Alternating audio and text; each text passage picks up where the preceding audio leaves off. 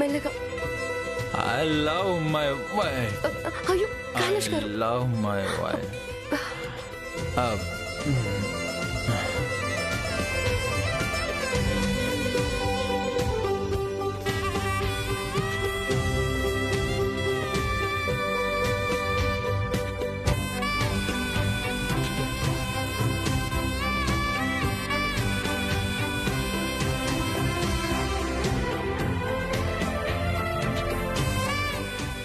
I love you, Radhika.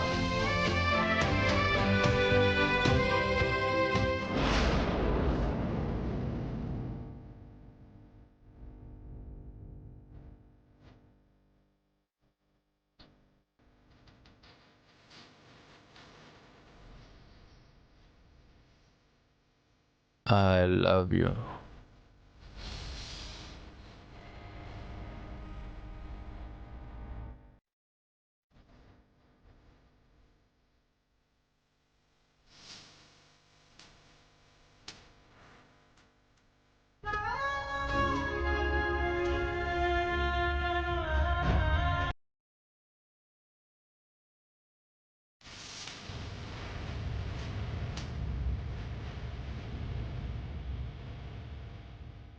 Radhika, నన్నెందుకు దూరం పెడుతున్నావు రాధిక?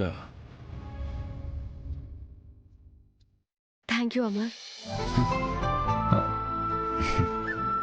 వెల్కమ్ రాధిక. ఇంక నేను బయలుదేరుతాను. రాధిక, వాస్తవానికైతే భార్యాభర్తల తగాదాల్లో తలదూర్చి ఇలాంటి విషయాలు అడగడం తప్పే.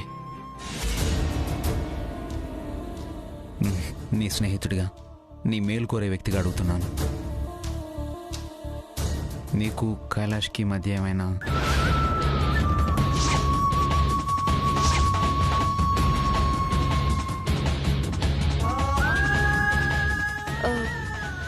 భార్యాభర్తలు అన్నాక చిన్న చిన్న అభిప్రాయ భేదాలు, అలకలు, చిరుచిరు కోపాలు సహజం. అవన్నీ టీ కప్లో తుఫాన్ లాంటివి. మొదలైనప్పుడే సమసిపోతాయి. అలాంటి వాటి వల్ల ఇబ్బంది ఏం లేదు రాధిక. అవి పెను తుఫానుగా మారి అలజడి సృష్టించకపోతే చాలు. ఆ అనర్థం ఎప్పటికీ రాదమర్. ఎందుకంటే కైలాష్ గారు అమ్మ చాటు బిడ్డ.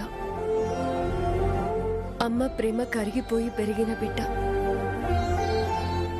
ఆ మనసుకి అర్థం చేసుకోవడమే తప్ప అపార్థం చేసుకోవడమే తెలియదు. ప్రేమించడమే తెలుసు తప్ప ద్వేషించడం తెలియదు. నేనంటే నమ్మకం ఉంది, అంతకు మించి ప్రేమ ఉంది. నాకు ఆయన మీద చాలా ప్రేమ ఉంది. ఇంకా కలతలు వచ్చే అవకాశమే లేదు. కైలాష్ కూడా మీ ఇద్దరి ప్రేమ గురించి ఇలాగే చెప్పాడు. మీరిద్దరు మేడ్ ఫర్ ఈచ్ అదర్. ఒక విధంగా నువ్వు భార్యగా దొరకడం కైలాష్ అదృష్టం. అదృష్టం అనేది మన చేతిలో ఉండదు అమర్. దేవుడు రాసిన రాతలో ఉంటుంది. సంకల్పం మాత్రమే మన చేతుల్లో ఉంటుంది. రాధిక, ఒక స్నేహితుడిగా నీకు అండగా ఉంటాను. నీకు ఏ చిన్న కష్టం వచ్చినా నేనున్నాను అనే ధైర్యంతో ఉండు. ఒక్క ఫోన్ చేయి, రెక్కలు కట్టుకుని వచ్చి నీ కష్టం తీరుస్తాను. Thank you Amar, thank you so much.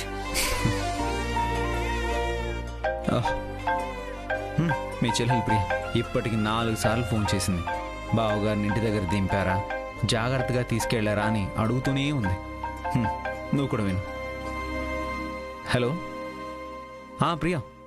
శ్రీవారు, బావగారిని ఇంటి దగ్గర డ్రాప్ చేశారా? డ్రాప్ చేశాను. జాగ్రత్తగా తీసుకెళ్లారు కదా? తీసుకెళ్ళాను. మరి అక్క లేచే ఉందా, నిద్రపోయిందా? మెలకుతోటే ఉంది. మరి అక్క భోజనం చేసిందా? లేకపోతే బావగారి కోసం ఎదురు చూస్తూ అలాగే కూర్చొనుందా? తినేసింది. నువ్వు కూడా నా బుర్ర తినకుండా ఫోన్ పెట్టేసే. అలా అంటారేంటి శ్రీవారు? మీరు లేని అరగంట నేను మిమ్మల్ని ఎంత మిస్ అయ్యానో తెలుసా?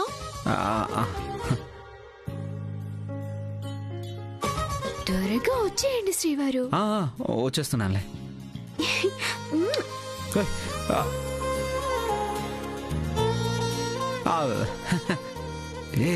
ఈ ప్రియా ఏంటిది? మా శ్రీవారు నా ఇష్టం, ముద్దు పెడతాను. ప్రియా ప్రియా ప్రియా ప్రియా సరే సరే వచ్చేస్తున్నాను. పెట్టే పెట్టే పెట్టి వచ్చి డైరెక్ట్ గా ముద్దు పెడతారా? అయితే సరే మరి.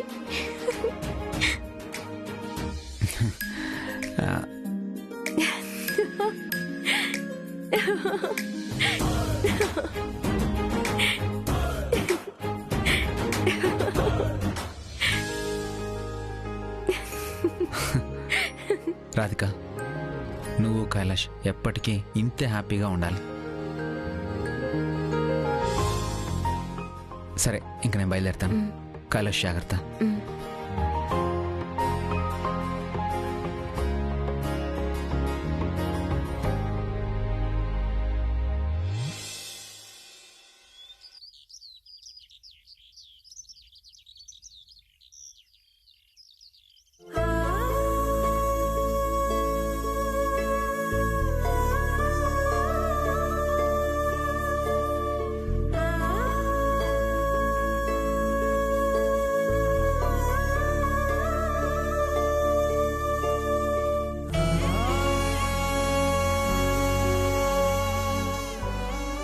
రాధిక, రాధిక,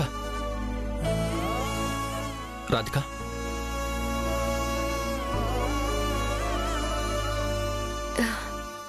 లేచారా?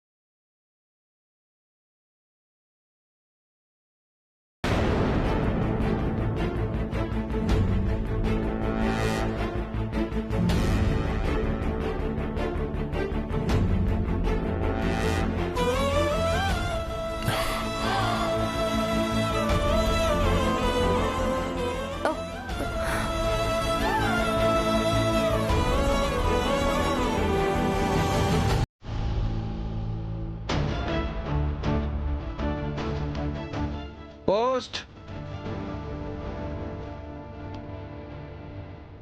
అమ్మ పోస్ట్ వచ్చింది.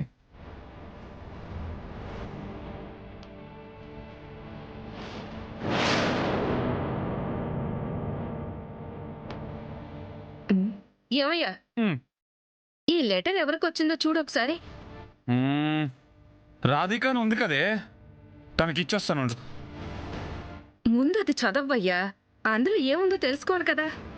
అంతేనంటావా? చదువు.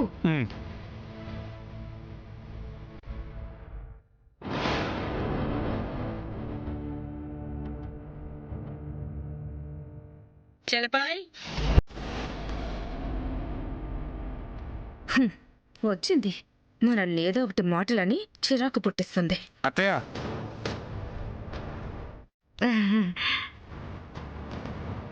కవర్ చింపుతున్నావు, అది నీకొచ్చిందా? నాకు రాలేదు, రాధికకు వచ్చింది. మరి నువ్వెందుకు చింపుతున్నావు? అంటే అది పరాయి వాళ్ళకి సంబంధించిన కవర్స్ చింపకూడదని, అది చాలా పెద్ద తప్పని గతంలో చెప్పాను. అయినా నీకు బుద్ధి రాలేదా? ఇలా అయిపో.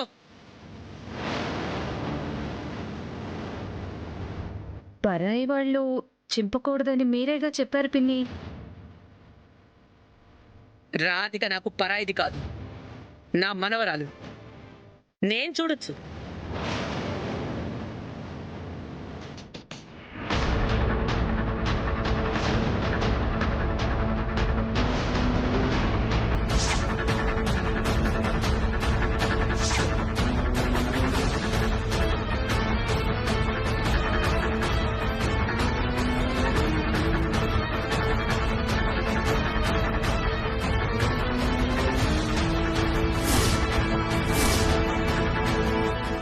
ఈవిడ చూడొచ్చు, మనం చూడకూడదు.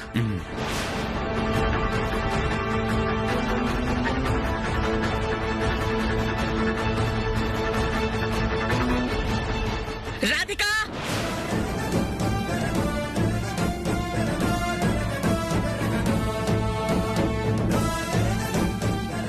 కైలాష్, ఏమైందమ్మమ్మ? రానివ్వు కైలాష్ని, చెప్తాను. ఏ కొంచెం ఓపిక పట్లేవా?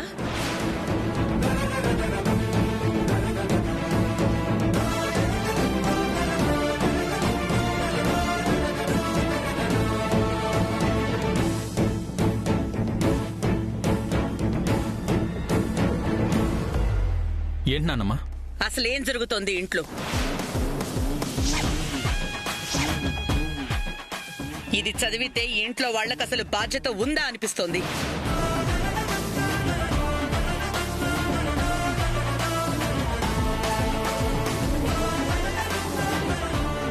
ఆ లెటర్ ఎక్కడి నుంచి వచ్చింది నాన్నమ్మా? అందులో ఏముంది? దీంట్లో ఏముంది, ఎక్కడి నుంచి వచ్చిందో తెలియాలంటే రాధిక కుటుంబం మొత్తం ఉన్న పళంగా ఇక్కడికి రావాలి.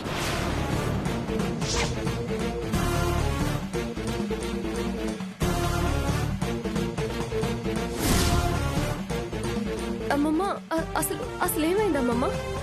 ఇప్పుడేగా చెప్పాను. ఇందులో ఏముందో తెలియాలంటే మీ వాళ్ళందరూ రావాలి. మళ్ళీ అడుగుతావెందుకు?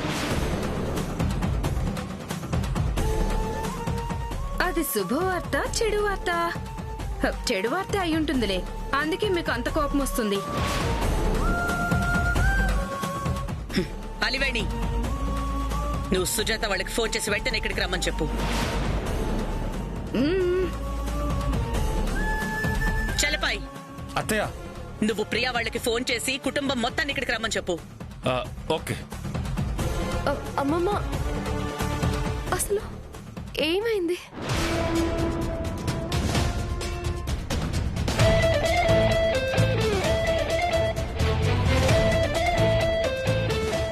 ఒకసారి లాయర్ నోటీస్ వస్తేనే కైలాష్ గారు చూడకుండా దాచేశాను. మళ్ళీ ఈ పేపర్లేంటి? ఎవరు పంపుంటారు? ఇది లాయర్ నోటీస్ అయి ఉంటుందా? అమర్ మారిపోయాడు కదా, మళ్ళీ ఏంటిదంతా? అమ్మ వాళ్ళందరూ రావాలని అమ్మమ్మ అంత కోపంగా చెప్తుందెందుకు?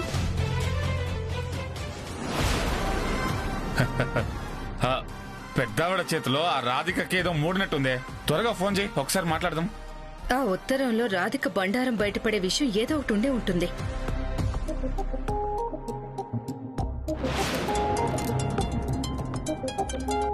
హలో, నేను అలివేణిని మాట్లాడుతున్నాను. అలివేణి చెప్పమ్మా. మిమ్మల్ని ఉన్న పళంగా బయలుదేరి రమ్మని రాజేశ్వరిదేవి గారు చెప్పమన్నారక్క. ఎందుకు అలివేణి? ఏమైంది? ఏమైందో తెలియదు కానీ మీ రాధికకి ఏదో ఉత్తరం వచ్చింది. అది పెద్దావిడ చూసి కోపంతో ఊగిపోతున్నారు. ఏదో చెడు విషయమే అనుకుంటా.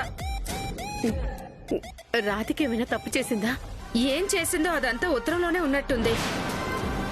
మిమ్మల్నే కాదు, ప్రియని, తన భర్త, అత్తమామలు కూడా రావాలని ఆజ్ఞ వేసింది. ఏదో మీ అమ్మాయి కొంప మునిగేటట్టే ఉంది. త్వరగా రెండక్క. వస్తున్నా అలివేణి.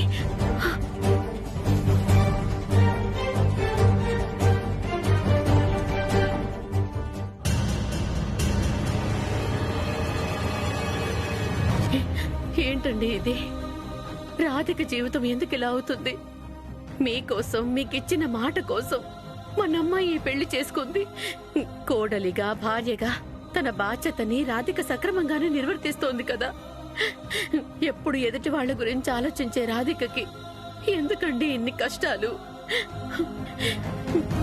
మీ కూతురు కష్టాల్లో ఉందండి.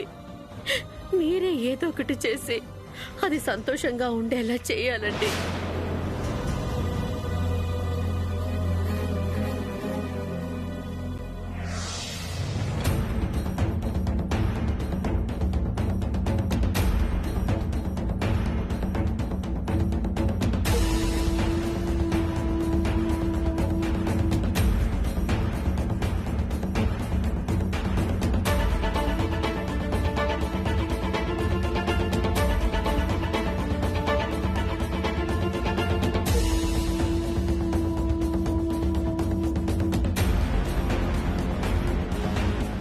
అమ్మమ్మ, ప్లీజ్ అమ్మమ్మ, నా పేరు మీద వచ్చిన కవర్లో ఏముంది? అది చదివి మీకెందుకు కోపం వచ్చింది? ఎందుకంత తొందరపడతావు? మీ అమ్మ వాళ్ళని రానివ్వు, అంతా తెలుస్తుంది. అమ్మమ్మ, ఈ చాలా చిన్న విషయానికి అమ్మ వాళ్ళు ఎందుకమ్మమ్మ? ఏదైనా ఉంటే నాతో చెప్పండి. మీ సందేహాన్ని నేను తీరుస్తాను. నీకెందుకంత కంగారు? నువ్వేమైనా తప్పు చేసావా? నేనేం తప్పు చేయలేదమ్మమ్మ. తప్పు చేయనప్పుడు ధైర్యంగా ఉండు. ఎందుకు నీలో అంత ఆందోళన? పోనీ నేనడిగిన దానికి దాచకుండా సమాధానం చెప్తావా? అడిగండి అమ్మమ్మ. నా మనవడంటే నీకిష్టం ఉందా?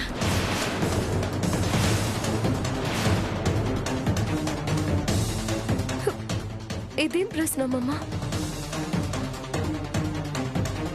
నా భర్త అంటే నాకు అమితమైన ప్రేమ, నాకెంతో ప్రాణం. అంత ప్రేమ ఉన్నప్పుడు, అంతగా ప్రాణం పెట్టుకున్నప్పుడు ఎందుకు వాణ్ణి దూరం పెడుతున్నావు?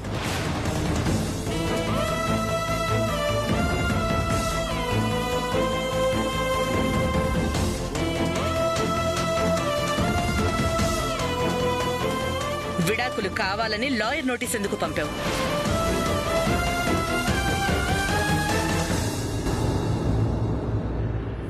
అమ్మమ్మ, నేనది పంపలేదు. నువ్వు పంపించకపోతే ఇంకెవరు పంపించినట్టు? దాని వెనుకున్నది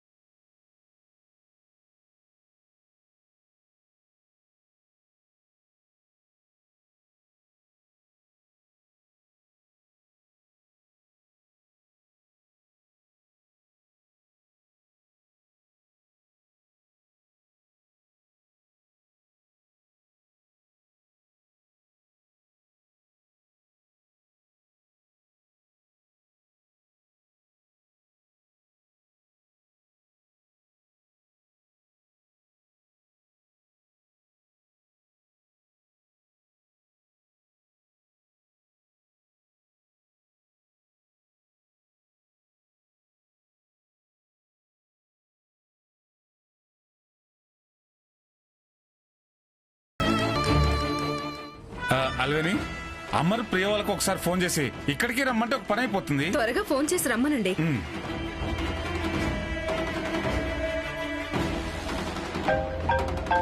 హలో, అమర్ బాబు, చలపతిని మాట్లాడుతున్నాను.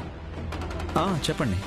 పెద్దవాడు గారు ఉన్నారే, రాజేశ్వరి దేవి గారు, ఆవిడ నిన్ను ప్రియని ఇంట్లో ఉన్న వాళ్ళందరినీ తీసుకుని వెంటనే బయలుదేరి రమ్మన్నారు.